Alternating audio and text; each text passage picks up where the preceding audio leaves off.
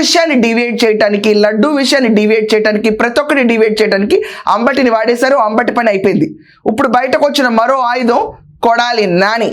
ఈ కొడాలి నానిని ఖచ్చితంగా అతనికి తెలుసు, అతని టైం మూడింది కాబట్టి ఇప్పుడు ఈ టైంకి వచ్చి బయటకు వచ్చి స్పందన ఇచ్చాడు అని. ఎందుకంటే ఆంధ్రప్రదేశ్లో ఒక రకమైన నోషన్ నడుస్తుంది. ఏంటంటే వైకాపా పార్టీని తుడిచిపెట్టుకుపోయింది. కృష్ణా జిల్లాలో ఈ పార్టీకి మడుగడ లేనే లేదు. అసలు కృష్ణా జిల్లా ఏంటి, ఫర్ దట్ మ్యాటర్ పులివెందుల్లో కూడా ఈ పార్టీకి అసలు గెలుస్తా లేదా అని డౌట్లు చాలా మందికి ఉన్నాయి.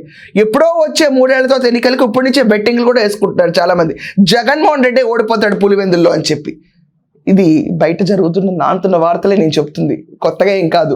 సో ఈ రకంగా చూసుకుంటే ఆంధ్రప్రదేశ్లో అసెంబ్లీకి వెళ్ళలేని వైకాపా, వాళ్ళపైన వస్తున్న ఆరోపణలు ఎదుర్కోలేని వైకాపా, కల్తీ లడ్డు విషయంలో భ్రష్టు పట్టించారు హిందువులందరినీ, వీళ్ళు మనోభావాలను దెబ్బతీశారు.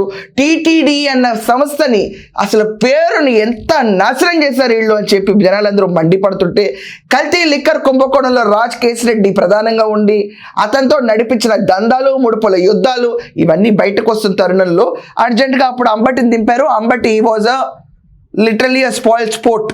చంద్రబాబు నాయుడు గారు తిరిగితే టాపిక్ అంతా డివేట్ అవుతుంది అనుకున్నారు, కుదరలేదు. ఇప్పుడు కొడాలి నానిని దింపారు.